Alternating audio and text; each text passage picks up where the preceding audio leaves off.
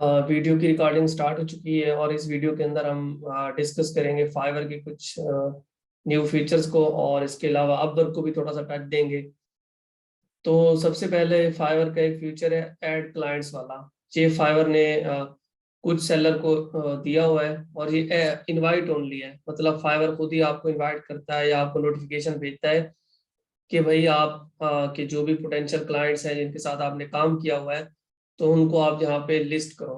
तो कोई भी बंदा जब आपकी गिग को ओपन करेगा तो उसको आपके रिव्यूज के साथ साथ ये भी शो होंगे कि इस बंदे ने इन कंपनीज के साथ काम किया हुआ है।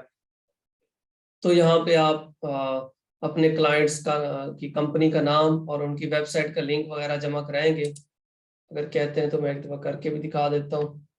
ये इस तरह का इसका फॉर्म है। तो यहाँ पे आके आपने अपने क्लाइंट का नाम लिखना है या जिस कंपनी के साथ आपने काम किया हुआ है आपने उस कंपनी का नाम लिखना है। मिसाल के तौर पे आपने काम किया हुआ है अमेजोन के साथ, या अमेजोन तो बहुत हो गया, नाइकी के साथ आपने काम किया हुआ है तो यहाँ पे नाइकी चूज कर लें और आपने कब काम स्टार्ट किया वो आप चूज कर लें। यहाँ पे मैं ऐसे रेंडमली कुछ चूज कर रहा हूँ आप लोगों को समझाने के लिए। उसके बाद आपने प्रोजेक्ट के बारे में बता देना है कि आपने क्या काम किया हुआ है, पूरी डिटेल आपने प्रोजेक्ट के बारे में यहाँ पे बता देनी है। उसके बाद आपने यहाँ पे कंफर्म करना है और उसके बाद इसको सबमिट कर देना है। जब आप इसको कंफर्म और सबमिट कर देंगे तो अगर तो आपने यहाँ पे किसी बड़ी कंपनी का नाम लिखा होगा, जैसे यहाँ पे मैंने नाइकी किया हुआ है, तो फाइवर का system automatically with in 1 to 2 minutes या मैक्सिमम 3 मिनट्स इसको अप्रूव कर देगा और आपका जो क्लाइंट का नाम है वो आपकी गिग पे शो होना शुरू हो जाएगा।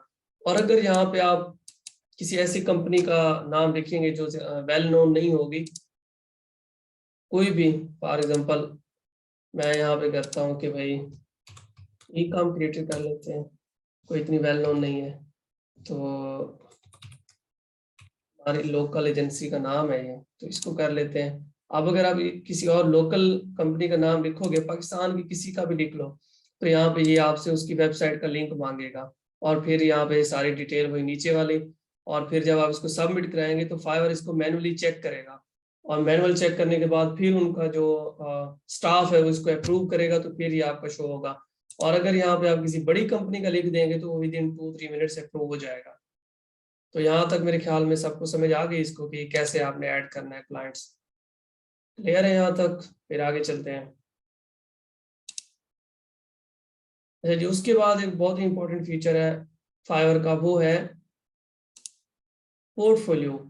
अगर आप अपने पोर्टफोलियो के अंदर चीजें ऐड करते जाते हैं और एक सुपर प्रोफेशनल किस्म का पोर्टफोलियो आप बना लेते हैं तो आपकी जो क्लाइंट्स की कन्वर्जन है ना वो बहुत बढ़ जाएगी। ये हमने पोर्टफोलियो बनाया हुआ है, ठीक है। इसमें हमने बताया हुआ है कि पीपीसी बिफोर ऑप्टिमाइजेशन क्या सिचुएशन थी और फिर ऑप्टिमाइजेशन के बाद क्या हालात हुए, पूरी डिटेल है यहाँ पे। ये भी पीपीसी का है, ये सेल्स एंड रेवेन्यू का है। और फिर यहाँ पे हमने अपने क्लाइंट्स के रिव्यूज ऐड किए हुए हैं। ये हमारे वो क्लाइंट्स हैं जिन्होंने हमें वीडियो रिव्यूज दिए हुए हैं, तो वो हमने अपने पोर्टफोलियो में ऐड कर दिए। अब आप खुद सोचें कि जब कोई बंदा आता है, कोई भी क्लाइंट आता है, तो उसके नॉर्मली क्या सवाल होते हैं कि भाई इस बंदे को काम आता होगा या नहीं आता होगा जिसको मैं हायर करने जा रहा हूँ। तो काम हमने यहाँ से शो करा दिया। दूसरे नंबर पे वो ये सोचता है कि भाई मैं इस बंदे पे ट्रस्ट कैसे करूँ कि ये मेरे केस में भी डिलीवर करेगा या नहीं करेगा। आपने क्लाइंट्स के वीडियो टेस्टिमोनियल्स दे दिए कि भाई ये देखो ये हमारे क्लाइंट्स हैं जो सेटिस्फाइड है हमारे वर्क से। तो मोटे मोटे यही कंसर्न होते हैं क्लाइंट के, उन्होंने भी काम ही कराना होता है, रिजल्ट देखने होते हैं। तो आप डेफिनेटली ये चीजें भी ऐड करें अपने पोर्टफोलियो में और इसको मजीद सॉलिड बनाएं। हमने अभी तक इसको मतलब नॉर्मल रखा हुआ है, बहुत अच्छा नहीं है, इसमें और भी चीजें बहुत ऐड हो सकती हैं। तो ये एक ऑप्शन है, इसको भी आपने यूटिलाइज करना है। यहाँ तक क्लियर है सबको? ये दो ऑप्शन कोई मैसेज में बता दे, ये किसी को मिले भी हुए हैं या नहीं मिले हुए, ये भी बता दे। चैट में कोई लिखते भाई, अगर सो नहीं रहे तो आप लोग, ये मिले हुए हैं किसी को ऑप्शन और यूज कर रहे हैं आप लोग? अच्छा नहीं मिले हुए, तो ये फाइवर खुद ही इनवाइट करता है। अच्छा नहीं मिले हुए, ठीक है, ठीक हो गया। मेरे भी बहुत सारे दोस्त हैं उनको भी नहीं मिले हुए, तो ठीक है, ये फाइवर खुद ही इनवाइट करेगा आपको जब आपका अकाउंट क्वालिफाई करेगा इस चीज के लिए। तो फिर आप पोर्टफोलियो और अकाउंट्स में ये क्लाइंट्स वगैरह ऐड कर सकते हैं और ये आपकी गिग की कन्वर्जन में बहुत ज्यादा हेल्प करते हैं। उसके बाद नेक्स्ट आ जाए। ये एडवांस सेटिंग वाला ऑप्शन शो हो रहा होगा आप सबको। जी मोहम्मद, इंशाल्लाह इसको अपलोड कर देंगे। तो ये एक एडवांस सेटिंग वाला ऑप्शन है, ये नजर आ रहा है आप लोगों को?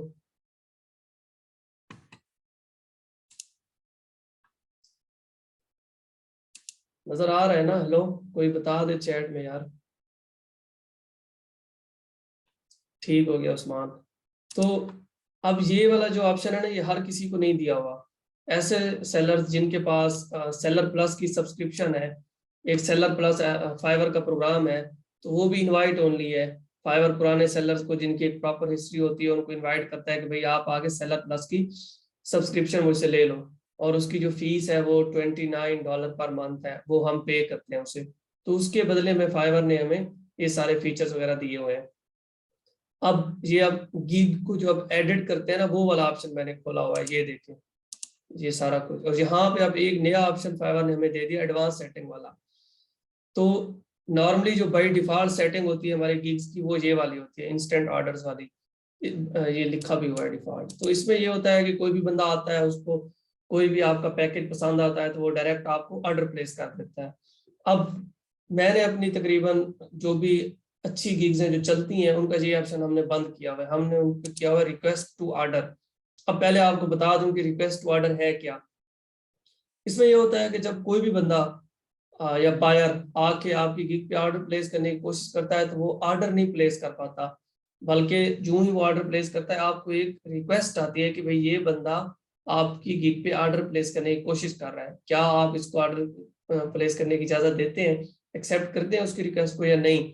अगर तो आपको लगता है कि भाई इस बंदे ने जो रिक्वायरमेंट्स और डिटेल दी हुई है वो ठीक है, तो फिर आप उसके साथ ओके कर देते हैं। अगर आपको लगता है कि नहीं, इस बंदे के साथ मजीद बात करनी चाहिए, ये इश्यूज कर सकता है, या क्लैरिटी नहीं है कि ये बंदा चाहता क्या है, तो फिर आप उससे बात करेंगे, उससे जो भी टर्म्स हैं वो फिक्स करेंगे, और सारी चीजें डिस्कस करने के बाद फिर आप एक न्यू ऑफर क्रिएट करके उसको देंगे, और वो फिर उस ऑफर को एक्सेप्ट करेगा, और ऑफर को एक्सेप्ट करने के बाद फिर आपका ऑर्डर स्टार्ट होगा। इसका फायदा ये होता है कि कोई डायरेक्ट ऑर्डर नहीं प्लेस कर पाता, और उसको आपसे पहले बात करनी पड़ती है।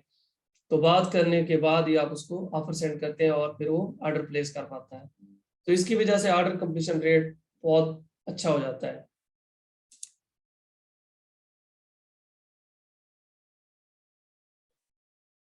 अच्छा, बाकी सबको आवाज क्लियर आ रही है? तो अब यहाँ पे फाइवर ने फिर नीचे आपको कस्टमाइजेशन के ऑप्शन दिए हुए हैं कि भाई जो बंदा आपकी गिग पे पहली दफा आ रहा हो, आप उसके ऊपर ये रूल अप्लाई करना चाहते हैं या सारे कस्टमर्स के ऊपर। तो हमने तो आल किया हुआ है, क्योंकि पुराना भी है या नया भी है, वो पहले हमसे बात करे ताकि हम उससे डिस्कशन कर लें उसके प्रोजेक्ट के बारे में। दूसरे नंबर पे वो ये पूछता है कि आप सिर्फ बेसिक पैकेज के ऊपर ये रिक्वेस्ट टू ऑर्डर ऑन करना चाहते हैं या सारे पैकेजेस के ऊपर। हमने तो सब पे किया हुआ है भाई, आपका जहां दिल करे आप कर लें। फिर वो पूछते हैं कि किन डेज के अंदर और किस टाइम पे आप ये चाहते हैं कि आपकी ये वाली सेटिंग काम करे। हमने तो इसे 24 घंटे के लिए, 24/7 के लिए चूज किया हुआ है कि भाई जब भी कोई बंदा आए वो मुझे रिक्वेस्ट टू ऑर्डर करे। अच्छा, इसके जहाँ फायदे हैं, इसका एक नुकसान भी है। इसका नुकसान ये है कि एक बंदा आता है, वो आपको ऑर्डर प्लेस करना चाहता है, वो ऑर्डर प्लेस नहीं कर पाता, और आप उसको मैसेज का रिप्लाई या फिर जो ऑर्डर की रिक्वेस्ट आती है उसका रिप्लाई लेट करते हैं, तो वो किसी और के पास भी जा सकता है, किसी और की गिग पे भी ऑर्डर प्लेस कर सकता है अगर वो जल्दी में है। तो इस केस के अंदर आपने ये सेटिंग अगर ऑन की हुई है, तो आपको ये करना होता है कि आपने रिस्पांस टाइम आपने अपना बढ़ाना होता है। जितना अच्छा आपका रिस्पांस टाइम होगा, तो वो आप ऑर्डर रिक्वेस्ट जब आएगी तो आप उसको फौरन से रिप्लाई करेंगे, तो आप उसमें उससे डिस्कशन करके फिर उससे आप ऑर्डर ले सकेंगे ऑफर के थ्रू। तो इसमें ये ख्याल करना पड़ता है कि आपको रिस्पांस टाइम आपका अच्छा हो, अगर आपने ये सेटिंग ऑन करनी है। रिस्पांस टाइम बुरा होगा तो दोबारा बता रहा हूँ कि आपके ऑर्डर्स ज़ाय हो जाएंगे। मुनीब, एंड पे ना आप हैंड रेस करना, मैं क्वेश्चन लूंगा, सबके सवाल लूंगा, और जितने भी सवाल होंगे सारे सवालों का जवाब दूंगा इंशाल्लाह। तो ये एक सेटिंग है, इसका आपने ख्याल करना है। तो अगर आपको ये मिली हुई है तो आप इसको यूज़ करें, अगर नहीं मिली हुई तो फिर वेट करें। और अगर सेलर प्लस की सब्सक्रिप्शन की इनवाइट आई हुई है आपको, और आप महीने का बना रहे हैं $1000-1500, तो फिर आप सेलर प्लस को जरूर ट्राई करें, वो आपको आपके लिए बेनिफिशियल हो सकती है। उसमें बहुत सारी आ जाती हैं चीजें। और अगर आप सेलर प्लस के बारे में मजीद जानना चाहते हैं तो फाइवर के ऊपर जाके लिखें सेलर प्लस, फाइवर के जो भी आर्टिकल्स होते हैं उधर जाके, तो वहां से आपको फिर सेलर प्लस की पूरी डिटेल आ जाएगी कि सेलर प्लस में क्या क्या मिलता है, क्या क्या चीजें होती हैं, कितनी फीस है, A to Z सारी डिटेल्स आ जाती हैं। तो आपने इसका ख्याल रखना है। एक सेकेंड। खैर, तो ये हो गई आपकी एडवांस सेटिंग, और पीछे हमने पोर्टफोलियो को डिस्कस किया, और इसके अलावा हमने डिस्कस किया कि क्लाइंट्स को कैसे ऐड करते हैं। इसके बाद कुछ और चीजें हम ऐसे ही डिस्कस कर लेते हैं। आजकल जो एक और इशू चल रहा है मार्केट के अंदर वो ये है कि अकाउंट्स वगैरह रैंक नहीं हो रहे लोगों से। पहले ये होता था कि आप रिव्यूज वगैरह लगवा लेते थे और आपकी जो है गिग्स रैंक हो जाती थी इजीली, हफ्ते 10 दिन के अंदर आपकी गिग्स पहले पेज पे गई खड़ी होती थी। आजकल ऐसा सीन नहीं है। रिव्यूज वालों को भी फाइवर ने पकड़ा हुआ है। जो भी लोग रिव्यूज सेल करते हैं, फाइवर उनके अकाउंट्स ब्लॉक कर रहा है और उनको ये कह रहा है कि आप डिफरेंट बैंक अकाउंट लगाएं हर बायर अकाउंट के साथ। पहले ये होता था कि उनके पास एक ही पेपाल होता था और उसी पेपाल से वो 10-15 बायर अकाउंट बना लेते थे और फिर सबको रिव्यूज बांटते फिरते थे। अब ऐसा सीन नहीं है, फाइवर ने उनके ऊपर भी काफी सख्ती की हुई है। तो इस वजह से रिव्यू सेलर्स भी कम हो गए और रिव्यूज का जो इफेक्ट था वो भी कम हो गया है। जिस तरह पहले रिव्यूज लगवाने से फौरन ही आपकी गिग्स रैंक हो जाती थी, अब वैसे नहीं हो रही। अब आपको ऑर्गेनिकली चलना पड़ता है।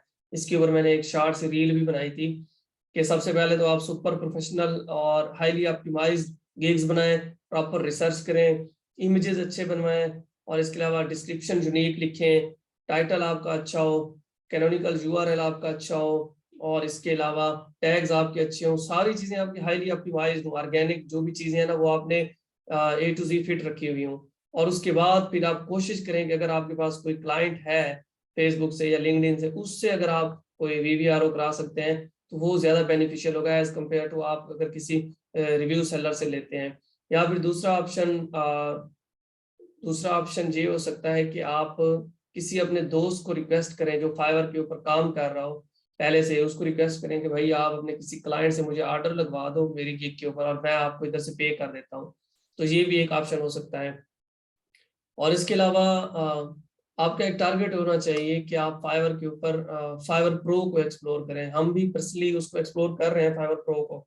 और फाइवर प्रो कोई भी बंदा बन सकता है अगर उसके पास नॉलेज है और उसके पास कुछ रिजल्ट्स हैं। सपोज PPC की नीच में आप जाते हैं, तो अगर आपके पास 4-5 क्लाइंट्स का डाटा है जिनके ऊपर आपने काम किया हुआ है और आप वो डाटा फाइवर को दे सकते हैं, तो अगर आपका अकाउंट 0 लेवल भी है तो आप फाइवर प्रो के लिए अप्लाई भी कर सकते हैं और फाइवर प्रो वेरीफाइड सेलर बन भी सकते हैं।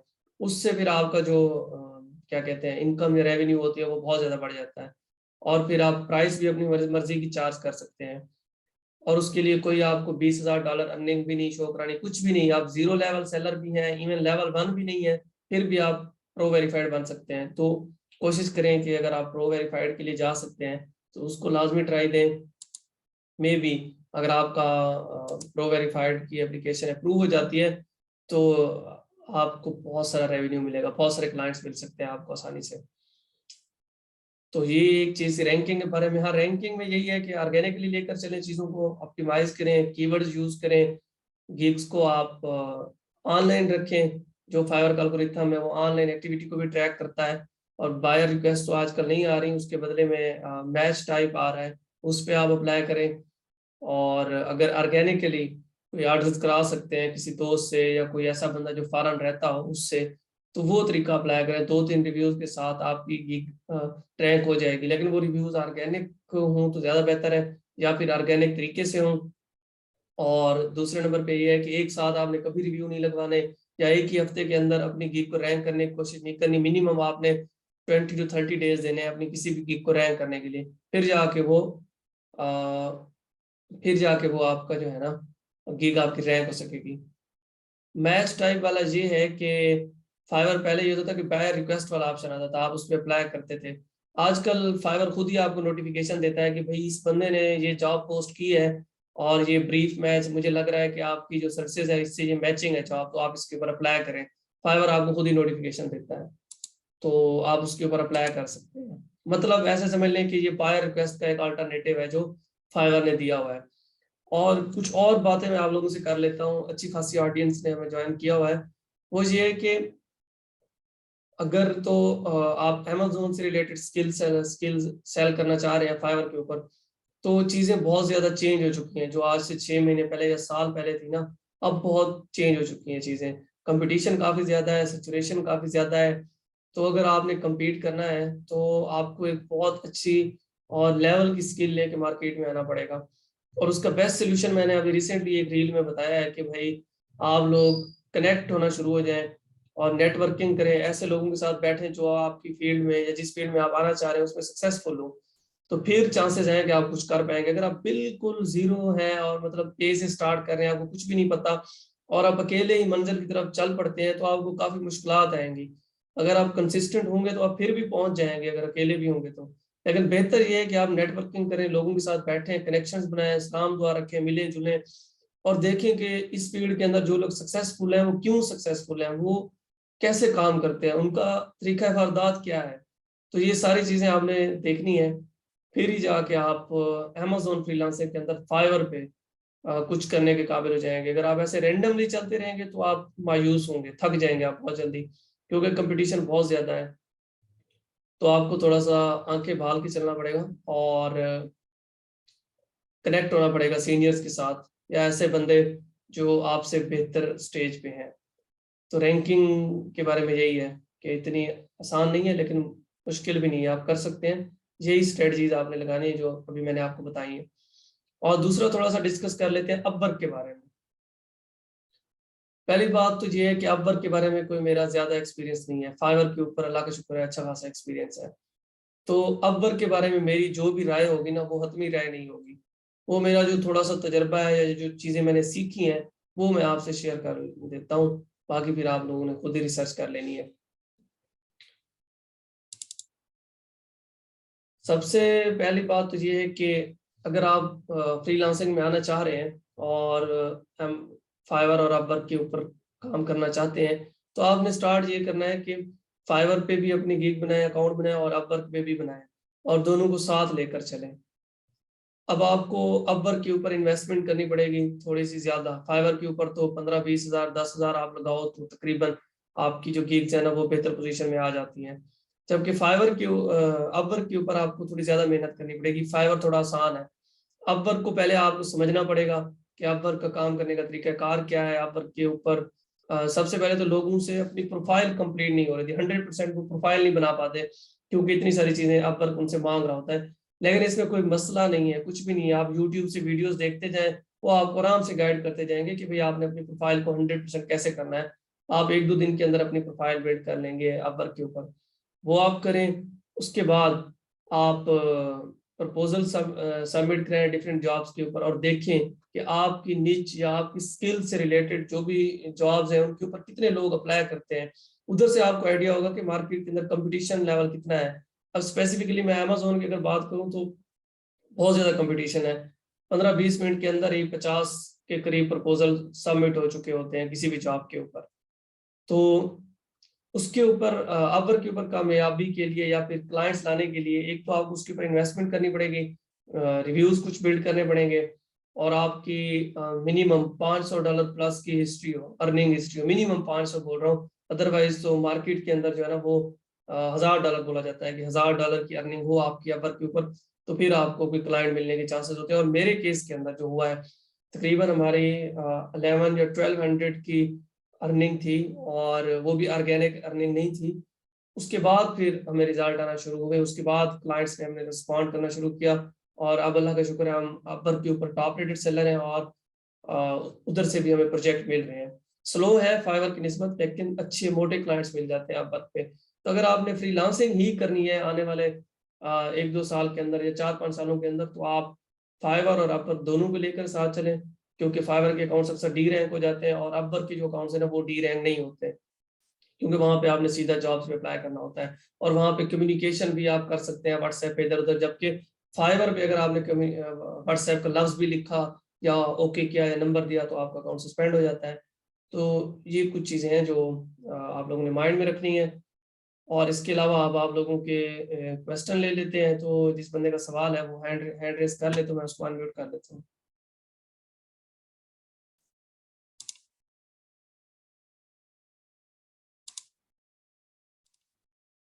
जी मुनीब। अस्सलाम वालेकुम। वालेकुम सलाम। अच्छा, मैंने ये पूछना था, मैं अपनी गिग की है ना प्राइस है ना अपडेट करना चाह रहा हूँ, तो उससे मेरी गिग की रैंकिंग में तो इफेक्ट नहीं आएगा? गिग रैंक तो नहीं होगी गिग? नहीं नहीं, कुछ नहीं होता, आप कर लें। अच्छा ठीक है। अच्छा, मुझे है ना फाइवर सेलर प्लस मिला है, ठीक है ना, लेकिन मुझे ना फाइवर चॉइस का पेज भी नहीं मिला, और क्या नाम है जो आप बता रहे ना माय पोर्टफोलियो और इस टाइप के ना मुझे अभी तक नहीं मिले। तो इसका इंतजार करना पड़ेगा या कुछ टिप्स हैं या ट्रिक्स हैं कुछ? जो फाइवर चॉइस का बैच है ना, वो तो आपको आसानी से नहीं मिलेगा। वो उसी बंदे को मिलता है जो एक स्पेसिफिक स्किल के अंदर या एक सब कैटेगरी के अंदर अच्छे से ऑर्डर ले रहा हो, और उसकी जो एवरेज सेलिंग प्राइस है खास तौर पे वो अच्छी हो, और ऑर्डर कंप्लीशन रेट भी अच्छा हो। तो ये 2-3 मैट्रिक्स हैं। अगर वो आपके अच्छे हैं तो डेफिनेटली आपको फाइवर चॉइस मिलेगा। अदरवाइज इसका सेलर प्लस की सब्सक्रिप्शन से कोई ताल्लुक नहीं है। और सेलर प्लस की जो सब्सक्रिप्शन है वो आपने परचेज की हुई है? जी की भी है। ठीक है। तो उसके बाकी जो फीचर्स हैं उनको भी आप यूटिलाइज करें। बाकी ये जो क्लाइंट्स वाला है और ये जो पोर्टफोलियो वाला है, ये आई थिंक फाइवर खुद ही देता है, इनवाइट ओनली ऑप्शन है, आप इसके बारे में कुछ नहीं कर सकते। ठीक हो गया। अच्छा, मेरा भाई का अकाउंट है ना, तो उसका ना मतलब गिग टाइम हो गया काफी, उसके ना गिग टॉप 20 पेजेस में नहीं आ रही। उसने वीवीआरओस भी ट्राई किए हैं, लेकिन है ना फिर भी टॉप 20 पेजेस में नहीं आ रही। तो उसको क्या करना चाहिए? अच्छा, मेरा एक और कजन है, उसका ना लिंक्डइन से क्लाइंट मिला था उसको, तो उसने उधर से ऑर्डर लिया ना 200-300 का, तो उसकी गिग आ गई है टॉप, उसकी भी टॉप 20 में नहीं आ रही थी, अभी अभी है ना दूसरे पेज पर है। तो एक बड़ा ऑर्डर लेना चाहिए या फिर क्या करना चाहिए? अच्छा, फाइवर के ऊपर जो अकाउंट्स की डी रैंकिंग है ना, ये सब कॉमन इशू है, ये हर किसी के साथ तकरीबन आता रहता है। तो अकाउंट आपका खुद ही वापस आ जाएगा अगर आना हुआ।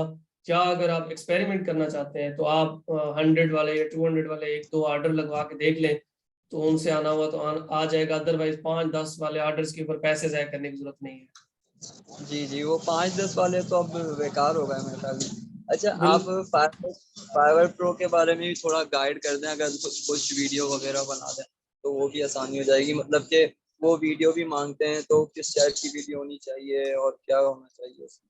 अच्छा मुनीब, इसमें ना मेरी कोई भी राय इतनी मैच्योर नहीं होगी, क्योंकि हम खुद इसके ऊपर अभी काम कर रहे हैं। आप ऐसा करें, यूट्यूब के ऊपर ऐसे सेलर जो ऑलरेडी वेरीफाइड है ना, प्रो वेरीफाइड, उनकी वीडियोस जाके सर्च करें। उनकी जो राय होगी ना वो ज्यादा बेहतर होगी। अच्छा चले। अच्छा, अपवर्क का मेरे को एक सवाल था, मैं अपवर्क पे भी स्टार्ट कर रहा हूँ ना, तो अपवर्क पे अर्निंग तो हम प्राइवेट भी कर सकते हैं ना, तो ये अर्निंग अगर हम मतलब छोटे ऑर्डर्स दें तो इतना मसला तो नहीं होगा या होगा मसला? कर सकते हैं, सही कह रहे हैं आप। तो बेहतर यही है कि अगर आप थोड़े से अच्छे ऑर्डर करवा लें, अदरवाइज छोटे ऑर्डर्स के साथ भी जाके अर्निंग प्राइवेट प्राइवेट कर दें और रिव्यूज वगैरह आपके शो हो रहे हो तो गुजारा चल जाता है। चलें ठीक है, thank you Ahmed. Okay Muneeb. जी अरसलान। अस्सलाम वालेकुम। वालेकुम सलाम। सर बेसिकली मैं मुल्तान से बात कर रहा हूँ। तो क्वेश्चन मेरा ये था कि ये जो आप पीपीसी पे बड़ा काम करते हैं, तो ये एक कॉस्ट को कैसे नीचे लेकर के आते हैं? मतलब कि कितने टाइम पीरियड तक आप देखते हैं, उसको मॉनिटर करते हैं, और किस तरीके से ग्रेजुअली लेकर के आते हैं? क्योंकि मेरे पास मैं क्लाइंट्स भी हैं, तो मैं बेसिकली ये 2-3 मॉडल्स पे काम करता हूँ। लेकिन एक मॉडल जो अमेजोन केडीपी है, जिस पे बुक लॉन्चिंग होती है, तो उस पर भी हम पीपीसी रन करते हैं।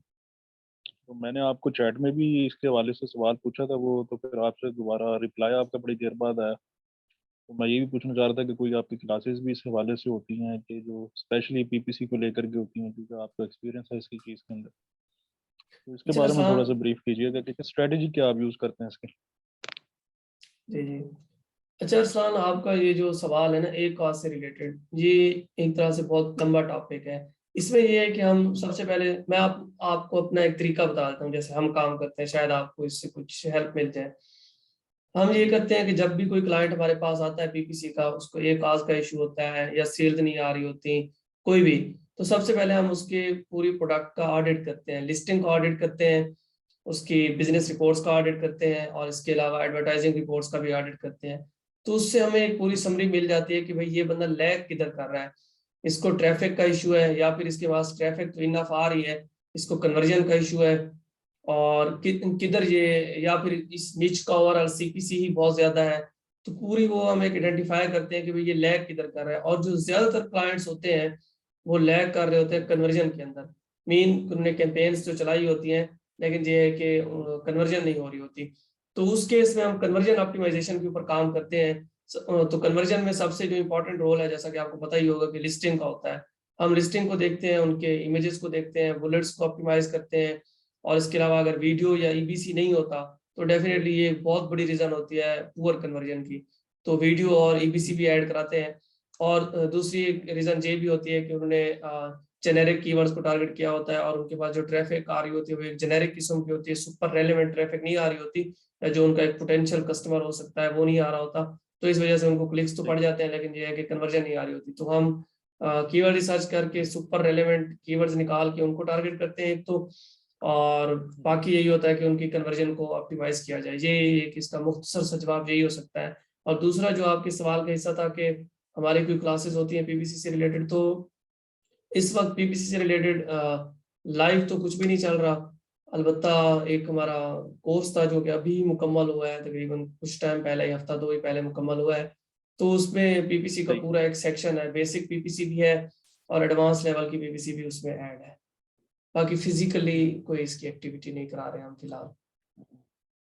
सही चलें सर, ये शुक्रिया। लेकिन एक अंदर की बात मुझसे मैं ये पूछना चाह रहा था, वैसे एक आप आइडिया ऊपर दे दें कि लिस्टिंग भी है जैसे फुल ऑप्टिमाइज है, ईबीसी कंटेंट भी आपने डाला हुआ है, और हीलियम में आप जाके वो एक लॉन्ग टेल कीवर्ड्स आप लेकर के आते हैं जिनका सर्च वॉल्यूम बड़ा कम है, लेकिन उसके ऊपर कन्वर्जन के चांसेस बहुत ज़्यादा होते हैं। लेकिन बाजू का ऐसा होता है कि ऑटो भी चल रही है कैंपेन, मैनुअल भी चल रही है, एसिंक टारगेटिंग भी चल रही है, तीनों ही रिस्पॉन्ड कर रही हैं, लेकिन सम हाउ बजट इतना कंज्यूम कर रही है, देखो क्लिक्स बहुत पड़ रहे होते हैं। और हमारे क्योंकि 5-5 10-10 रिव्यूज़ के साथ प्रोडक्ट पड़ी हुई है, बाकी जिनको कंपटीटर जो हमने टारगेट किया वो 200-250 रिव्यूज़ वाला, तो उनके साथ कहीं ना कहीं नज़र ज़रूर आती है। लेकिन क्योंकि वो उनका जो रिव्यूज़ की वजह से वो स्ट्रांग हुआ होता है उनका पोर्टफोलियो, तो ज़्यादा क्लिक्स जो हैं लोग फिर हमारे पे भी करते हैं, एंड में परचेज वो कर लेते हैं। तो मैं ये कह हाँ, रहा था इसकी इस पे वजह लो आपको डाउन बता देता कैसे, हूँ। लो डाउन इसके कैसे करें, क्योंकि अभी मेरी डेली मेरे यहाँ अगर सिर्फ एक अकाउंट पर लास्ट मंथ $1000 की पीपीसी चली है, तो 137 ऑर्डर्स के करीब उसके ऊपर ऑर्डर्स भी आए हैं। लेकिन मैं ये कह रहा हूँ क्योंकि मैं बुक्स बेचता हूँ, तो बुक्स पे आपको पता है कि 2 ढाई $3 का मार्जिन होता है, और इसी के अंदर हमें वो खेलना होता है। लेकिन जब इतना $400 का अगर आपने प्रॉफिट अर्न किया और $1000 की पीपीसी चला दी, तो विन विन सिचुएशन तो नहीं हुई ना कहीं भी। अच्छा, अगर तो आप इसको कैसे ग्रेजुअली, स्पेसिफिकली केडीपी की बात कर रहे हैं ना, तो उसका कोई खास एक्सपीरियंस नहीं है। हमने कभी काम नहीं किया बुक्स के ऊपर। नहीं वो तो पीपीसी तो सर एक जैसी चलती है, क्योंकि वो भी इसमें अमेजोन है, ये भी अमेजोन है। वो तो ठीक है, लेकिन मैं आपको एक जेनेरिक प्रोडक्ट के लिहाज से ही जवाब देना चाहूंगा कि इसमें फिर ये होता है, हम जो प्रोडक्ट सेल करते हैं फिजिकल, उनमें ये इशू होता है कि या तो आपने कोई यूएसपी नहीं ऐड किया होता, जो नॉर्मल पहले से मार्केट में चल रहा होता है सेम चीज आप लेके आते हैं। दूसरे नंबर पे फिर आपकी प्राइस इतनी ज्यादा कंपेटिटिव नहीं होती। तीसरे पे आपके रिव्यूज इतने ज्यादा नहीं होते। तो ये बड़े मसले होते हैं। और फिर जब आप अपने से बेहतर कंपैरेटर को टारगेट करते हैं विदाउट एनी यूएसपी, तो आपको कभी भी सेल नहीं आती, आपका बजट ही जाया होता है। अगर आपका यूएसपी कोई हो, कोई आपने डिफरेंट चीज ऐड की हुई है अपने प्रोडक्ट के साथ, तो फिर आप अपने से बेहतर कंपैरेटर को भी टारगेट कर सकते हैं। हम्म, सही हो गया। Okay Arsalan, thank you. ये सर इसका बता दें आपका लिंक कहाँ पे है, जो आप कह रहे हैं कोर्स लॉन्च हुआ है, वो कैसे परचेज है, क्या कैसे है वो, कहाँ से इसका मिलेगा वो। लिंक ऑलरेडी आई थिंक है पड़ा उधर, या आप गूगल पे जाके ecomcreator.com लिखें तो वहां पे आपको मिल जाएगा ये। अदरवाइज मैं चैट आप में अभी कर भेज कर दूंगा सकते आपको। हैं, ये चैट में डाल सकते हैं आप लिंक वो। जी जी, मैं भेज देता हूँ। चलें, थैंक यू। ओके।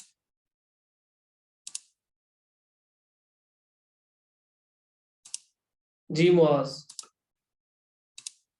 अस्सलाम वालेकुम सर। वालेकुम सलाम। सर मेरा क्वेश्चन ये है कि मेरे मैंने ना एक पहले फाइवर का अकाउंट बनाया हुआ था, ठीक है। मैं उस पे ये जो है ना फ्लटर की सर्विसेज दे रहा था। तो किस चीज उसमें की मैंने जब सर्विसेज दे रहे थे? वीवीआर, फ्लटर क्रॉस प्लेटफॉर्म है, मोबाइल एप्लीकेशन।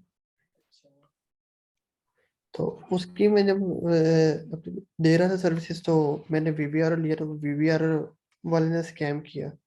कुछ देर के बाद उसने ऑर्डर कैंसिल कर दिया। उससे मुझे फाइबर की वार्निंग आ गई कि ये आपका ऑर्डर कैंसिल हुआ है। तो वो मैंने अकाउंट बंद कर दिया। मैंने कहा इस पे सर शायद वो ऑर्डर कैंसिल होने की वजह से इस पे आ गई रिस्ट्रिक्शन, तो मैं ये अकाउंट बंद कर देता हूँ। मैंने वही जो था ना अकाउंट अपने भाई के नाम पे बना लिया, और जो पेमेंट मेथड था वो पुराने वाले के अपने वाला लगा दिया। तो वो 3-4 जब ऑर्डर्स आए ना, तो फाइवर ने वेरिफिकेशन मांग ली, वेरिफिकेशन में जब मैंने वेरिफिकेशन के लिए भाई का आईडी कार्ड और पिक जब अपलोड किया, और वो फाइवर ने मेरा अकाउंट उड़ा दिया। अब क्या मैं अच्छा, अपने नाम से विंडोज चेंज करके क्या अपने नाम से नहीं नहीं, दोबारा? मुझे ये बताया कि ये जो फाइवर ने आपका अकाउंट उड़ाया है वेरिफिकेशन के टाइम, तो फाइवर ने क्या जी रीजन दिया आपको? उसने आपको कोई मेल या कुछ भेजा होगा? एक बड़ी वजह जो कुछ भी स्टूडेंट्स नहीं ने, भेजा। मैं बताता हूँ, मैं आपको, रुके रुके। स्टूडेंट्स ना ये गलती कर रहे हैं, वो ये है कि अगर उनकी वेरिफिकेशन फेल होती है, तो वो जो आपके अकाउंट को अगर वेरिफिकेशन फेल होने की वजह से बंद करता है ना, वो टेम्परेरी होता है, उसको आप रीओपन भी करा सकते हैं। ये बहुत सारे स्टूडेंट्स को नहीं पता होता। तो अब आप इस तरह जी से जी। करें, उसी अकाउंट को लॉग इन करें दूसरे वाले को, अच्छा। ये जो वेरिफिकेशन की वजह से फेल हुआ है। तो वहां पे जी जी। आप जाएं, या फिर उसकी मेल ओपन करें जो उन्होंने आपको फाइनल मेल ओपन भेजी होगी लाजमी। नहीं सर। जी जी। नहीं सर, वो रिस्ट्रिक्शन तो का अब मेरा नोटिफिकेशन तो आया होगा। जी जी आया था, लेकिन वो वेरिफिकेशन तो कंप्लीट हो गई थी, लेकिन वो फाइबर ने उड़ा दिया वैसे ही ना, नहीं, खत्म कर उन्होंने दिया। क्या रीजन दी कि भाई आपकी पेमेंट मेथड सेम है, क्या वजह पेमेंट बताई? मेथड सेम है। बोला है उन्होंने, ये चीज मेंशन जी की? जी जी। अच्छा, ठीक हो गया, ठीक हो गया। तो अब आपका तो सवाल क्या है इसके बाद? अब मेरा क्वेश्चन ये है कि अगर मैं ये लैपटॉप चेंज वो सॉरी लैपटॉप की विंडो चेंज करके एक नए ईमेल और फोन नंबर पे नया अकाउंट अपने नाम से बना सकता हूँ? जो आपने पहले बनाया था वो भी आपके नाम पे था? जी। उसमें वेरिफिकेशन कराई थी आपने? नहीं, वेरिफिकेशन उसमें नहीं करवाई थी। तो फिर आप इस तरह से करें कि बना लें, उसमें आप ईमेल और सारी चीजें डिफरेंट यूज करें, और कोशिश करें कि अगर लैपटॉप भी डिफरेंट हो, क्योंकि जो जिन लैपटॉप्स के ऊपर अकाउंट सस्पेंड होते हैं ना, वो उनकी आईपी ब्लैक लिस्टेड होती है, या जो भी एक लैपटॉप का वो एक स्पेसिफिक एड्रेस होता है, तो उनके ऊपर बड़े अच्छा मसले अच्छा। होते हैं। बेहतर यही है कि आप एक डिफरेंट लैपटॉप यूज करें, और फिर अपने नाम पे आप बना लें। और अपने नाम पे अगर स्पेलिंग में आप, अगर आप एक दो लफ्ज, मतलब कहीं जैसे मेरे नाम में अहमद है, AHMAD भी लिखा जाता है, ED भी लिखा जाता है, तो जी अगर जी। आपका इस तरह कुछ हो सकता है, तो थोड़ा सा आप सिर्फ चेंज कर देना बैकएंड के ऊपर। वो जो बैकअप पे आपसे पूछता है ना अकाउंट क्रिएट करते हुए, फर्स्ट नेम जी जी। लास्ट नेम, थोड़ा सा कोई एक स्पेलिंग अगर आप चेंज कर दें तो वो मसला नहीं आएगा। लेकिन यह है कि सारी चीजें आपकी डिफरेंट हो, और आपकी जो ईमेल एड्रेस भी डिफरेंट हो, लैपटॉप भी डिफरेंट हो, और ठीक है। फिर वो चल जाएगा। तो क्या मैं वो जो अपना पेनीर का जो जो अकाउंट था वो नया बना लूँ, वो पहले वाला हाँ, बंद उसको करके? भूल जाए आप। अच्छा, पेन यार आप किसी और का लगा दें, घर में से किसी और का बना दें, उसको भूल जाए, वो नहीं लगाना अब अच्छा आपने किसी अगर अकाउंट पे भी। अच्छा ठीक है, वो तो हो गया। नहीं, अगर क्या नाम है आपका फाइबर अकाउंट किसी और नाम से और पेनीर किसी और नाम से, तो तब तब तो नहीं कोई मसला आता? नहीं नहीं, कोई मसला नहीं होता। मैं 2 सालों से काम कर रहा हूँ, मेरा पेन ईयर मेरे दोस्त का लगा हुआ है, कोई मसला नहीं होता। अच्छा अच्छा। ओके। सही है। तो क्या अब मैं क्या ऐसा भी पॉसिबल है कि मैं अपना जो पुराने वाला पेनीर है वो क्लोज करवा दूं, और उसी जो मैंने नई ईमेल पे बनाया फाइबर अकाउंट उसी पे बनवा लूं पेनीर? यार पेन ईयर आप नया ही बनवाओगे, अपना नहीं बनवाओगे, अपना अब आपका नहीं बनेगा, आपने किसी और का ही बनवाना होगा, ठीक है? आपने अपनी अच्छा अच्छा। पेन ईयर वाली कोई भी चीज आप नहीं लगानी, किसी और का पेन ईयर बनाए किसी और के नाम पे, वो फिर अपने फाइवर में लगा दो। अच्छा, वो फाइबर में लगा के और अपना बैंक अकाउंट अटैच कर दूं? हाँ बस। या बैंक अकाउंट भी जिसका पेनीर है उसी के नाम का हो? उसी का ही लगेगा। कुछ लोग हैं वो बना लेते हैं किसी और के बैंक अकाउंट से, लेकिन मैंने जो बनाया हुआ है, जो मेरे पास पेनियर है, उसमें हमने उसी नाम के ही लगाया हुआ है अकाउंट। अच्छा अच्छा। सही है। ओके महाराज। चले, थैंक यू। ओके। जी जुबैर। जी अस्सलाम वालेकुम अहमद भाई, क्या हाल है? वालेकुम सलाम। क्या हाल है जुबैर? अ, जी अल्हम्दुलिल्लाह। अहमद भाई मेरे दो क्वेश्चन है, एक जरा इस सेशन से हट के है और एक इसी से रिलेटेड है। जो इससे हट के है वो ये है कि लोकल ई कॉमर्स के बारे में आप क्या कहने कहेंगे, जो मतलब लोकली कर रहे हैं। तौसा के भी कुछ लोग आप जानते हैं, और इधर डिजी खान के भी हैं, ताहिर, जिस तरह मैं नाम नहीं लेना चाहता क्या खैर।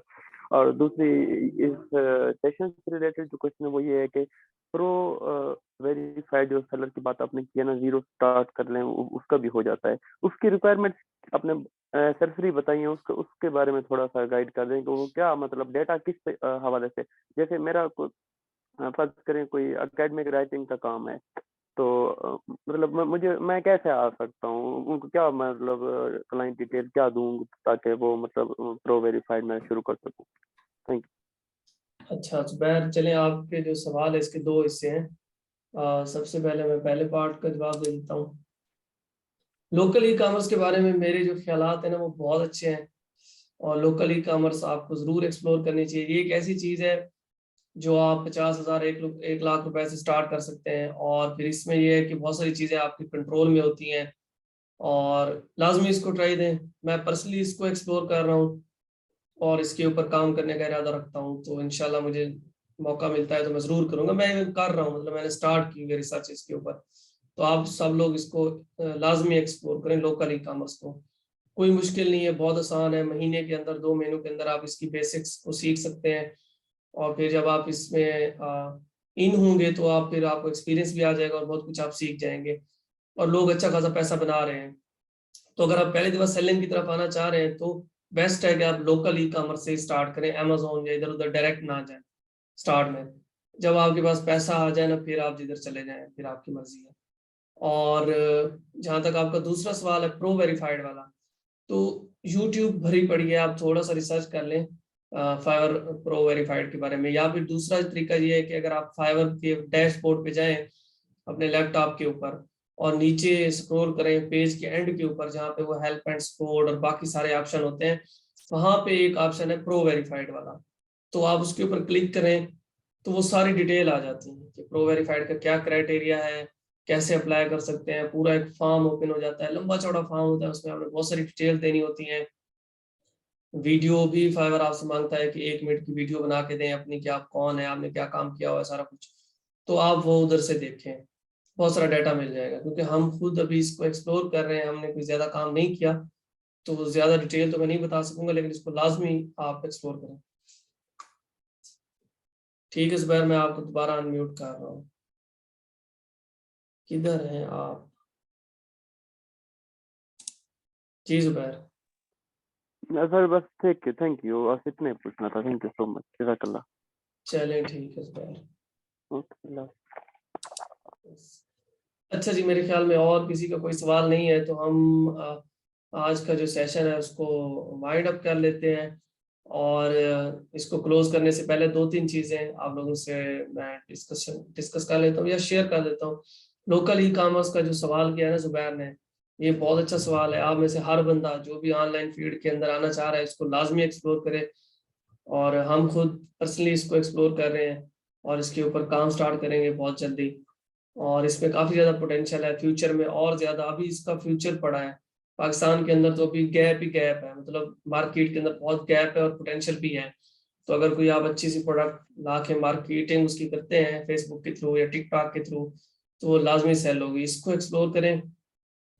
और एक और बात जो आजकल मैं बहुत ज्यादा कर रहा हूँ वो ये है कि हम में से 90% लोग वेट करते रहते हैं, उन्हें कोई भी काम करना हो तो वो सोचते हैं कि टाइम आएगा बेहतरीन किस्म का, तब वो ये काम करेंगे इंशाल्लाह, और जरूर करेंगे। तो वो बेहतरीन टाइम जिंदगी में कभी भी नहीं आता।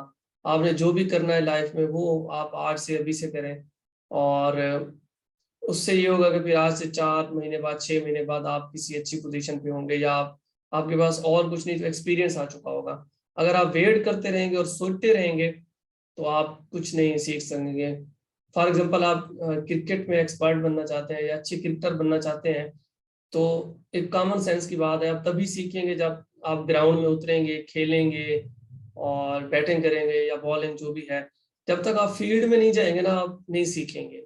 तो आपको ग्राउंड में उतरना पड़ेगा, वो चाहे ऑनलाइन लर्निंग का हो, फ्रीलांसिंग का हो, ई कॉमर्स का हो, जिस भी चीज का हो। तो आपको स्टार्टअप लेना पड़ेगा, फिर ही जाके आप कुछ सीखेंगे। अगर आप अपने कंफर्ट जोन के अंदर बैठे रहेंगे तो कुछ नहीं सीख पाएंगे। जी बुशरा, आपका आखिरी सवाल ले लेते हैं।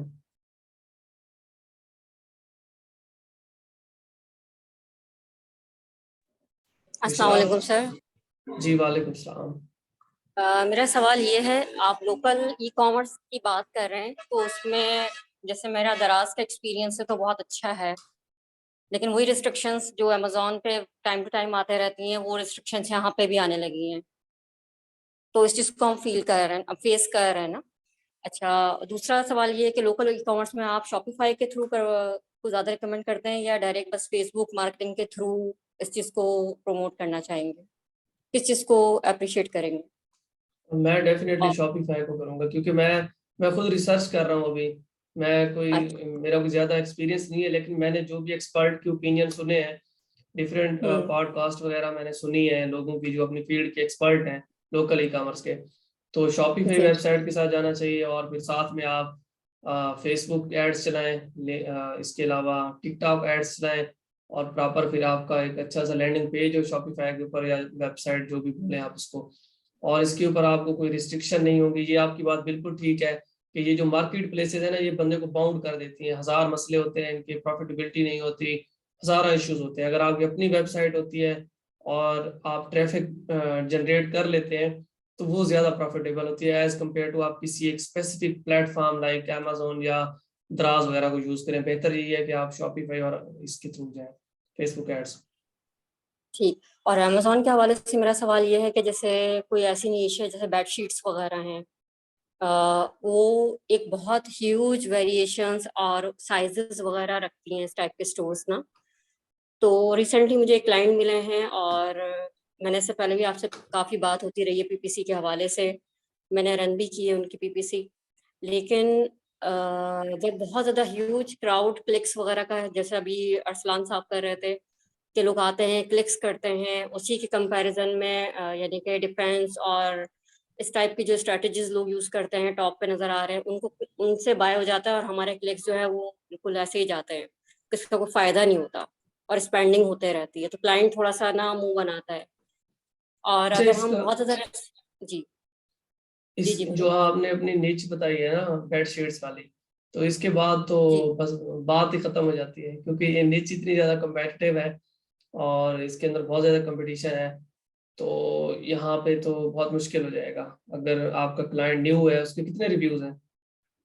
नहीं, क्लाइंट न्यू नहीं है, लेकिन वो ई-कॉमर्स में न्यू हैं, तो वो रिव्यूज़ भी अच्छे हैं, उनके 900 है, किसी में 3000 हैं और उसी में जो कॉम्पिटिटर बैठे हुए हैं, उनके लैक्स में, मिलियंस में रिव्यूज़ है ना, लेकिन आप उनकी थोड़ा-सा प्रोडक्ट जाके अच्छी है। देखें, आप जी, जी। थोड़ा-सा जाके देखें, अपने कंपैटिटर्स का ना एनालिसिस करें।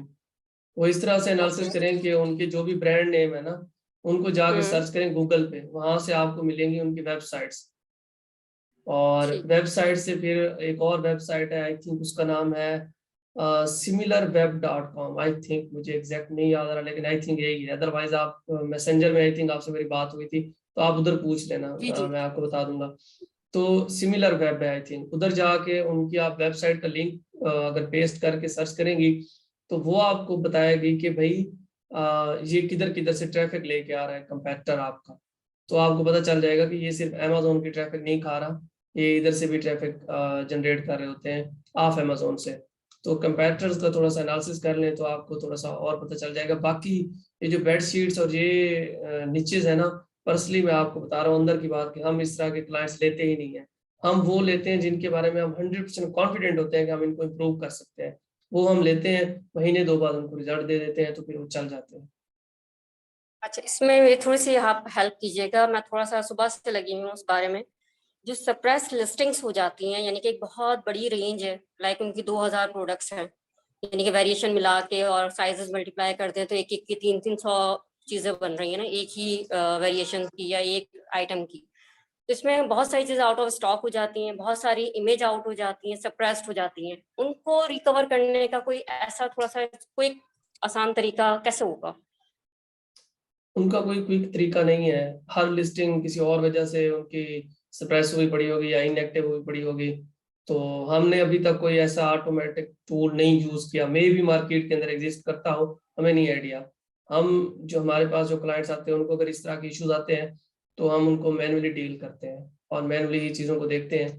तो हुँ। बाकी ऑटोमेटेड टूल्स हैं, उनके ऊपर हमने थोड़ा-सा काम किया है, परपेचुआ वगैरह। लेकिन ये है कि अभी तक वो हमने किसी क्लाइंट के ऊपर इम्प्लीमेंट नहीं किया है। अच्छा, तो सप्रेस लिस्टिंग का एक्चुअल रीजन जैसे उन्होंने बाज में आ रहा है प्राइजेस का, बाज में आ रहा है इमेजेस का।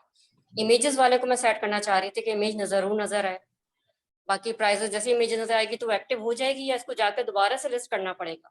नहीं एडिट करके उसको जब आप वो चीज इन करेंगी जिसकी वजह से वो स्प्रेस है, सेव एंड फिनिश करने के बाद वो 15-20 मिनट तक खुद ही हो जाएगी। ओके, अच्छा, thank you so much sir, आपने इतने सारे आंसर किए मुझे, थैंक यू सो मच, जज़ाकल्लाह। कोई मसला नहीं। चलें जी, ठीक है, ओके, थैंक यू एवरीबॉडी और अल्लाह हाफिज।